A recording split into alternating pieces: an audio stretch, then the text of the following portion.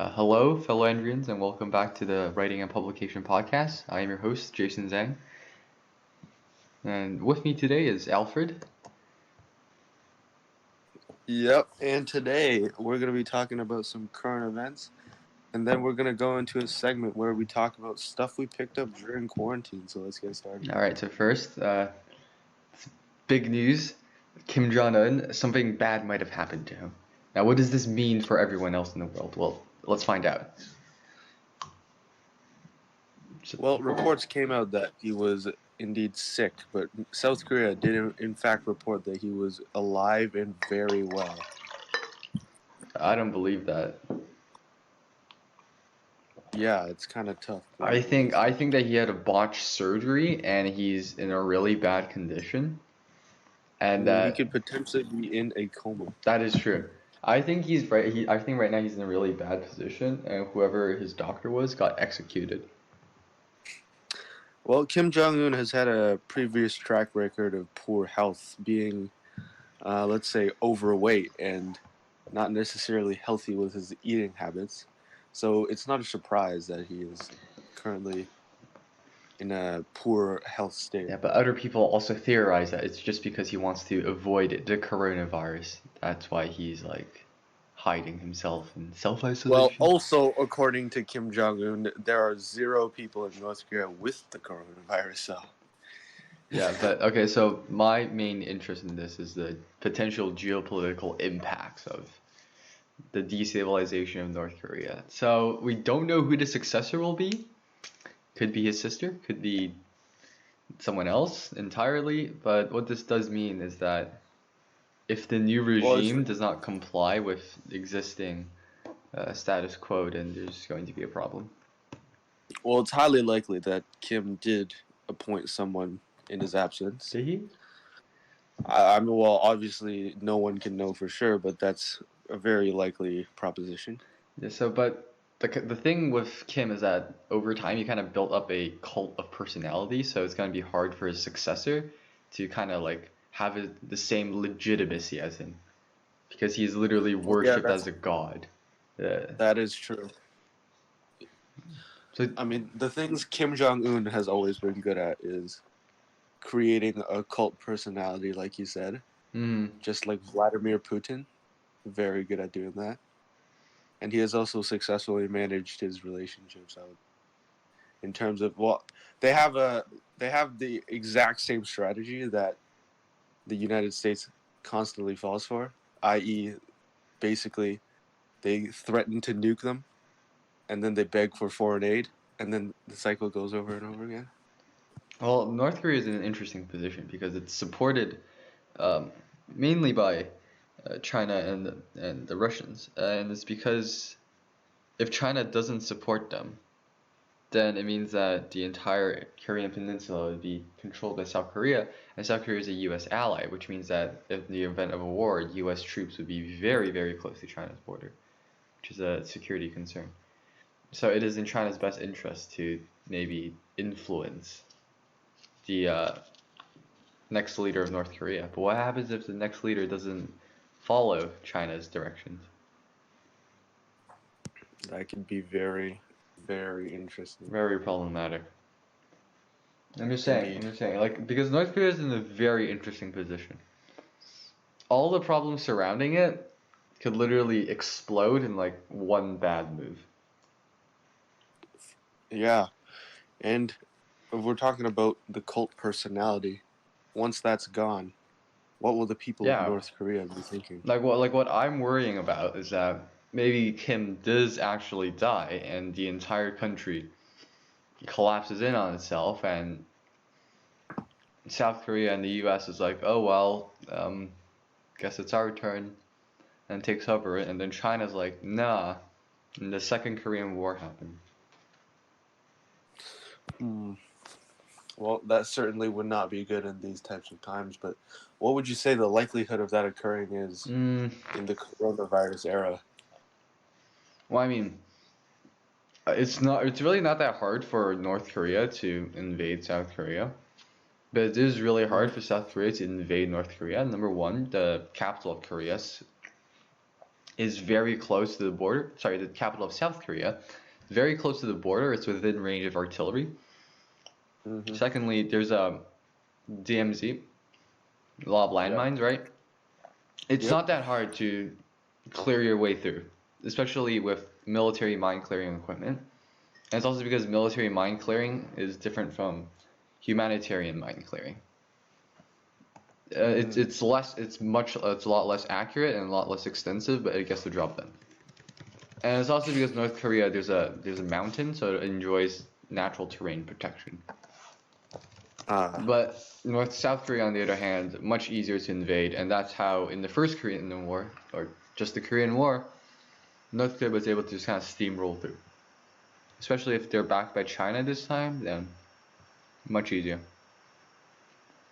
Indeed. But South Korea would also be backed by the United States. Yeah, but I'm pretty sure. I think there's 100,000 troops stationed in South Korea. Plus, Japan could also intervene. But all that North Korea really has to do is get across the border as fast as possible, take as much land as possible, and put themselves in a good negotiating position. So that they could come out of a war gaining more than they've started a war with. Which is kind of the same strategy the Soviets used or planned for during the Cold War, with 7 days across the Rhine. Well, let's hope that doesn't happen. Yeah, hopefully. But I'm just saying. Have you actually seen Kim Jong-un's sister? No, I have not. Okay. I heard he assassinated his own brother. Yeah. Oh, technically half brother. His sister. I don't think people will like give her legitimacy the same way they do with Kim, because she's kind of seen as like less incompetent. Sorry, not less incompetent, less competent than Kim Jong-un. Mm-hmm. I think there's a picture of her online with her running around with holding a piece of toast in her mouth.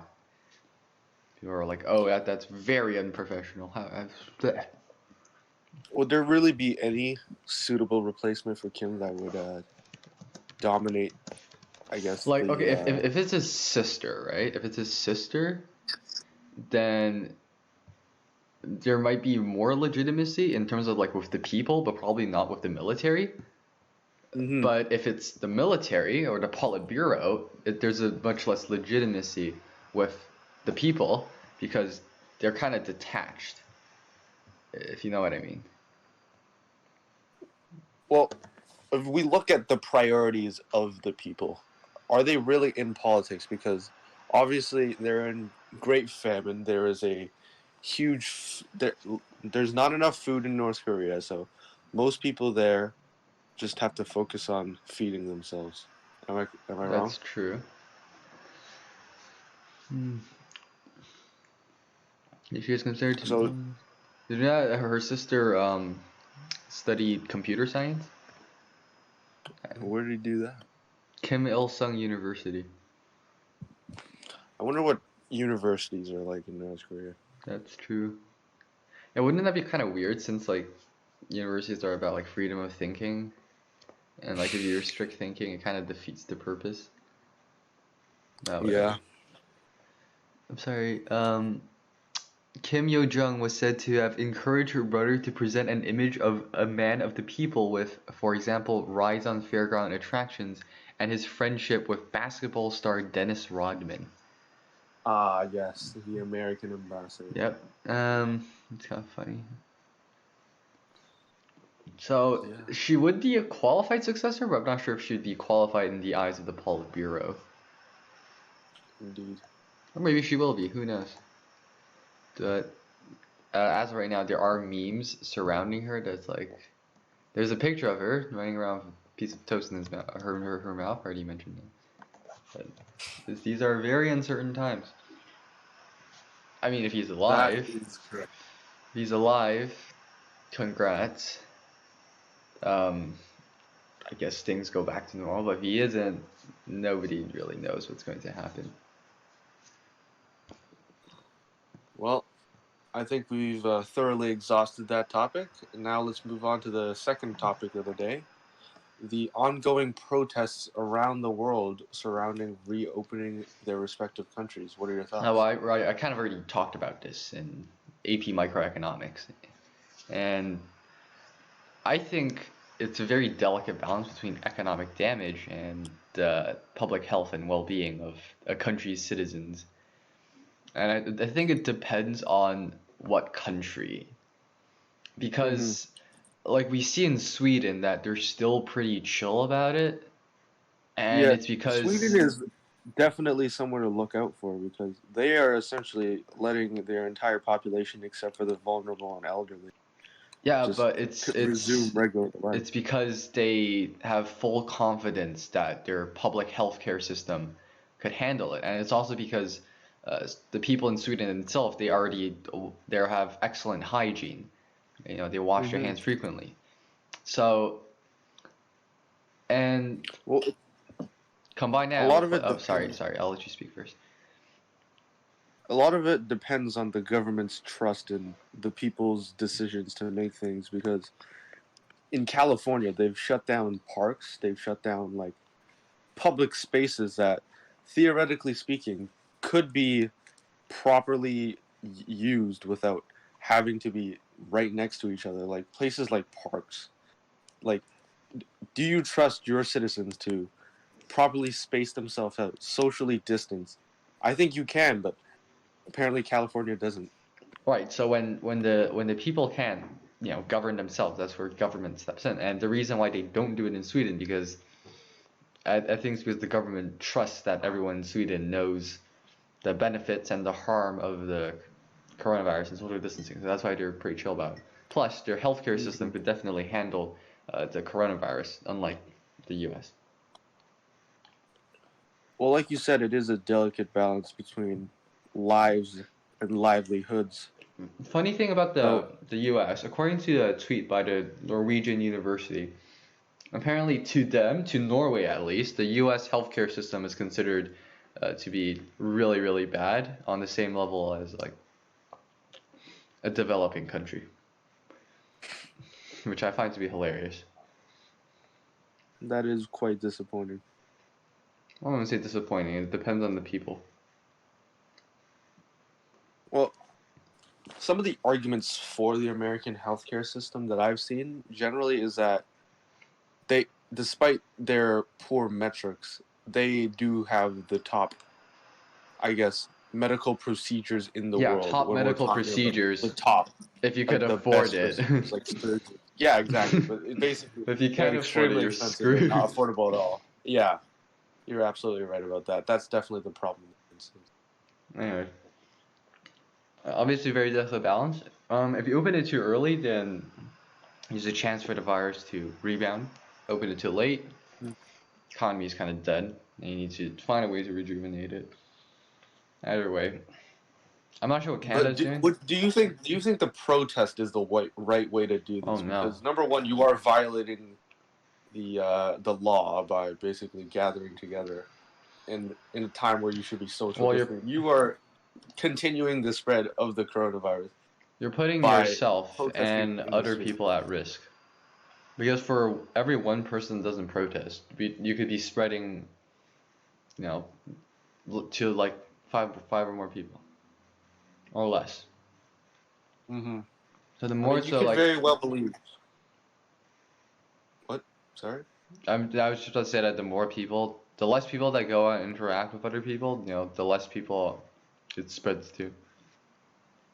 Do you think the protesters just don't believe in that, or like Hmm. what is going on in their mind when they decide to go to the streets Don't along with tread on hundreds of me. other The people? government don't the government can't tell me what to do.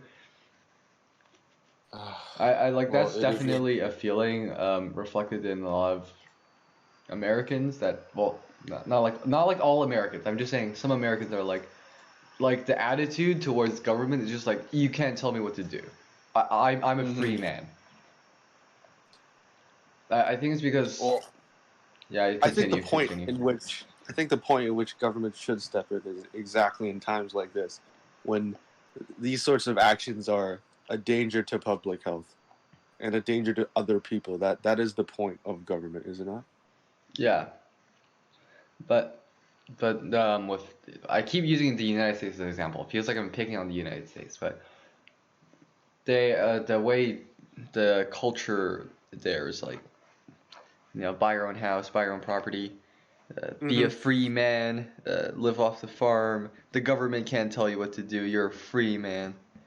So that's one of the reasons. And unfortunately, we kind of have the same sentiment in Canada, where it's like the government can't tell us what to do. We're independent. We can do it ourselves.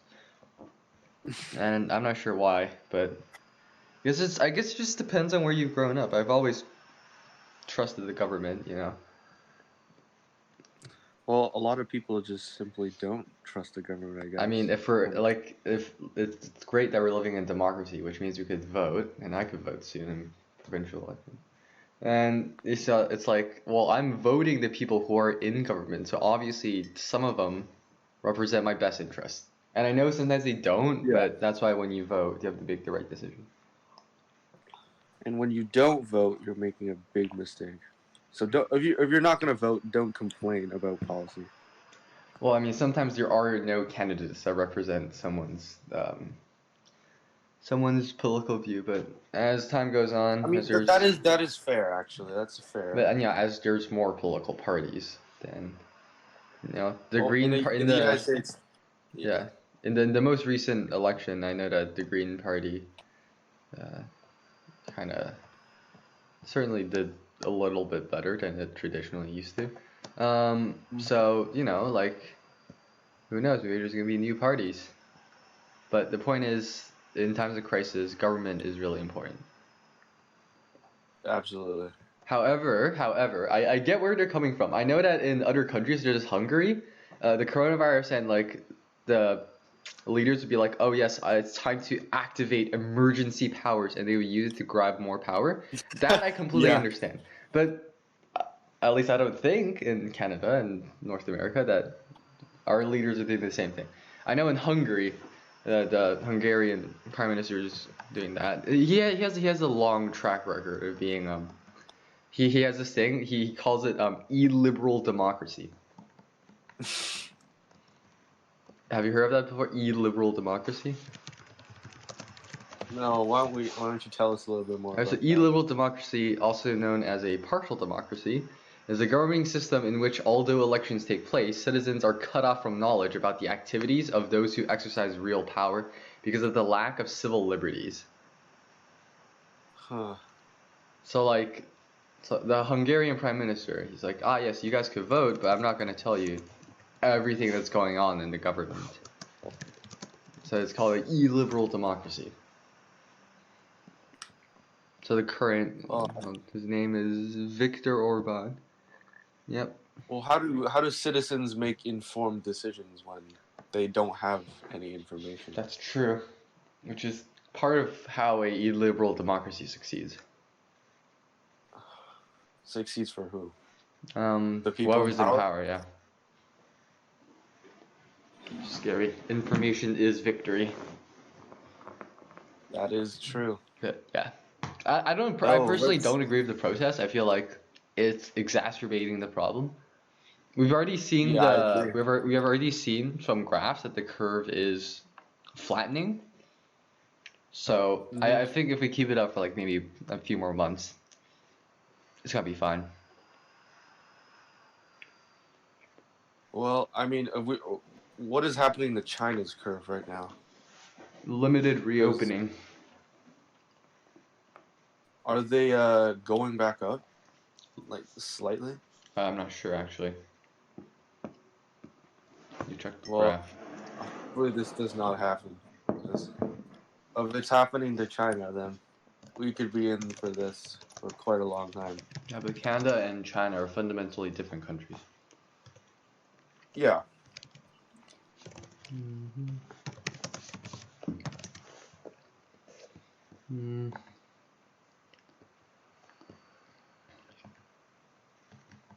Critical trends.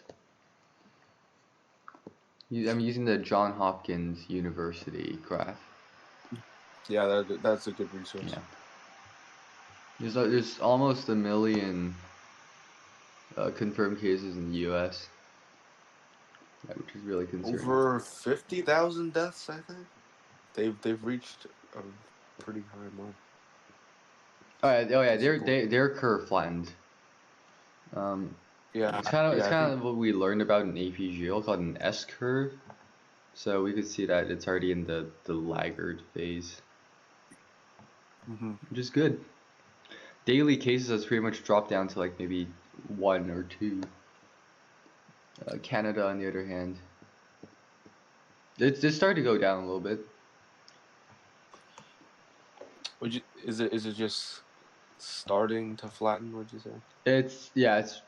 It's beginning to flatten. Also, it kind of depends on the province as well. Quebec is doing a lot worse than most other provinces. There's also last I checked. Oh no, there's 1 case in Greenland. Sorry, 11 confirmed cases in Greenland. This is interesting. This is interesting. It says Greenland, Denmark, even though they're technically 2 different things. And I say technically because it is technically. One thing that always gets me is maps that show Greenland. Depending on what map you use, Greenland is usually gray, and that's because Greenland's kind of its own thing. Yeah. Yeah. It's a self-governing state. It has a limited amount of autonomy from Denmark, but it's not fully independent. But it's also not like fully part of it. It's not like the relation between Scotland and Wales with England. It's really hard. That's why it's gray. Like you can't really define it. Anyways. All right, I think we've gone through that topic. Okay, let's cut this part. I don't know if we should include that Greenland part. I think near the end. That's fine. It's just a small tangent. I think we might have trailed off a little bit. Just a small tangent. It's fine. Moving on. Okay, let's resume, and then I'll say.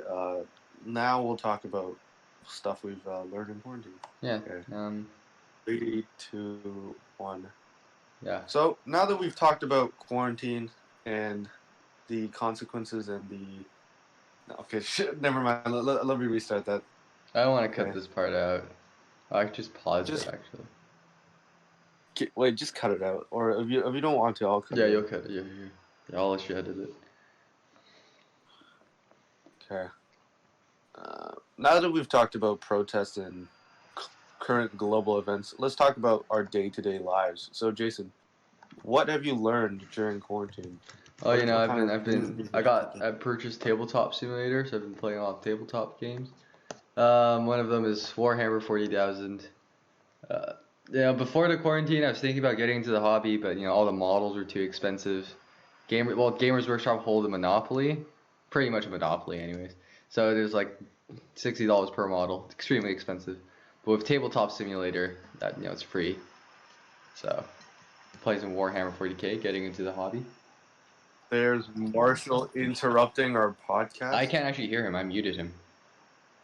Oh, okay. Yeah. Should I unmute him and let him join? No, I don't know. Wait, why can I hear him then? Because I didn't server mute him. I just muted him myself. Oh. Okay, look. What do we do? Should we restart the segment? Sure. Do you want to introduce it? To make your... It is... Alright, now that we've thoroughly talked about several current events, we're going to be moving on to more daily activities, specifically stuff we've picked up during quarantine. Jason, would you like to start? Yes. Yeah, so I got Tabletop Simulator, so I've been playing some Warhammer 40k, tabletop war game. Before quarantine, I was thinking about getting to the hobby, but all the models were very expensive, because Gamers Workshop has pretty much a monopoly on the Warhammer series of products. But luckily with Tabletop Simulator, all the models are free, so I've been playing a little Warhammer 40k in my spare time. Thank you for that. Now to mention our special guest, Marshall Ma, who will be joining us, fellow WPC member. And any contributions? Candidate. Indeed. Marshall? Huh? Marshall, you okay? Well, you can just cut this part out. No, I'm not gonna cut it out. I'm leaving it in. You should have been prepared, Marshall. We warned you about this. Be quiet. You said Games Workshop as Gamers Workshop. Yeah, this is gonna be the first clip. This is gonna be the first clip of the entire podcast. Yeah. Okay. And next up on the WPC podcast, Marshall kind of embarrasses himself. Wow. So, are you gonna say anything, Marshall? Wait, didn't you get a bayonet yesterday? I recently picked up this new cool game called Counter-Strike Global Offense. It's very fun, where you just you play as a team of counter-terrorists or terrorists who's trying to either destroy or protect a location from being bombed. And yeah, it's a very fun game. It's also free. Indeed, it is. It's free now. If you like to know more about games or video games or CS:GO, make sure to head to our other podcast that we make top 5 video games to play during quarantine. Now, with that being said, I'm gonna move on with my thing that I picked up during quarantine. Well, basically, before the March break, I was a huge console guy, but after being in quarantine for so long, I decided to rejoin the PC master race, and now I've been thinking about. Obviously, it's not easy to pick up parts these days, but I've been thinking of upgrades. I've optimized my system, and I've once again started to play PC. I also interesting thing about that, I got a new computer. Much better than my old computer, that's for sure. I'm just saying that. I got it at the start. I got it before quarantine started, which was very lucky. What computer is that? Out there. It's Asus ROG. I forgot the model number. Much nicer than my old computer, that's for sure. The MacBook? Yeah, it's more cost effective too. I could edit videos at like the same, render them at like the same speed, but one is like way cheaper because it's not an Apple product. Yeah, everything Apple is just expensive, except for their new phone that they just released. I know, right? That's an interesting step towards the back, because we see companies like OnePlus doing the same thing. I have a OnePlus phone. Yeah. But, I find it interesting. Oh, another thing I've been doing, during quarantine, actually Marshall's been doing this with me. We've got a bunch of lads together. We've been playing Dungeons and Dragons, and we're thinking about starting a Rogue Trader campaign. Rogue Trader, for those of you who don't know, it's similar to Dungeons and Dragons, but it's in space. Cool. And instead of using a D10, instead of using a D20, it uses a D10 system, which is technically allows for more variability compared to D20, but to one's own. No. Technically, it does because it's a percentile dice. Marshall, anything to add? First of all, you probably have to explain what Dungeons and Dragons is in the first place. Dungeons and Dragons is a tabletop role-playing game. Ah yes, Dungeons and a Single Dragon. Set in a fantasy world, similar to our own, but yet different. I'm gonna stab myself. Yeah, well you can because you have a knife. Yes, I recently acquired a PLA Navy bayonet. Well, officer short sword that somewhat resembles a bayonet. So where'd you get that? My grandfather. He was a headmaster of a naval academy in China. Nice. Anyways, back up to Dungeons and Dragons. I think Mr. Shields would be very proud of us. Anyways, so we did that. Play Dungeons and Dragons? Yeah, Mr. Shields during summer school. For those who were in my summer school class, they were like, we were playing Minecraft on our phones, and he's like, "Oh, you guys are playing Dungeons and Dragons." Like he's saying that like as a joke because obviously we're not playing Dungeons and Dragons, and he probably knows what Minecraft is, but it's funny because he's old. Wow. Okay. Anyways, yeah, so me and Marshall and a bunch of other lads did a Dungeons and Dragons campaign. It went pretty well, so now we're gonna start a Rogue Trader campaign, and I'm gonna be the game master. If anybody's interested in playing Rogue Trader, I'm more than happy to game master. Marshall already made his first character. Nice. Interesting. I think honestly, role-playing games are a good way, are pretty good for quarantine since it's not limited by anything. You can just use your imagination. And I think in the days of instant entertainment, going back to the good old days of a tabletop RPG with your friends, with a modern twist, since I'm using Tabletop Simulator, is pretty good. It's pretty decent. I like it. I had tons of fun during the D&D campaign. Isn't that right, Marshall? Indeed. Yeah. Is there any other skills, hobbies you guys picked up? No, that's about it. Well, I think we started have- cooking a bit. Really? Yeah. Okay, that's pretty interesting. You know, What kind of stuff have you cooked? some udon, Nice. noodles. It's mainly noodles. Like it's because I love noodles, and also because they're easy to cook.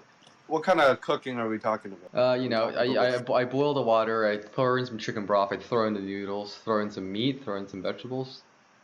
I mean, like that kind of stuff is just really good. Yeah, it's pretty easy. Very, very, very simple. Very It's simple. very good. Amateur moment. I made a cake and a pizza. Wow, so cool. Marshall. Okay. Marshall Mom with the food off. Marshall, Master Chef. Master Chef Junior right here. Master Chef Junior champion. What kind of cake did you make? Cheesecake. Oh, interesting. No. Also, recently started replaying Osu. Ah, yes. I'm just saying. Yeah, So how's that been? pretty good. Well, have anybody else done anything? No? No, I think that's about it. And Well, be sure to keep wrap it yourself up here. entertained during the quarantine. There's tons of things to do. Don't get bored. Watch out for our next WPC podcast, and we'll see you there. All right, peace out. Do.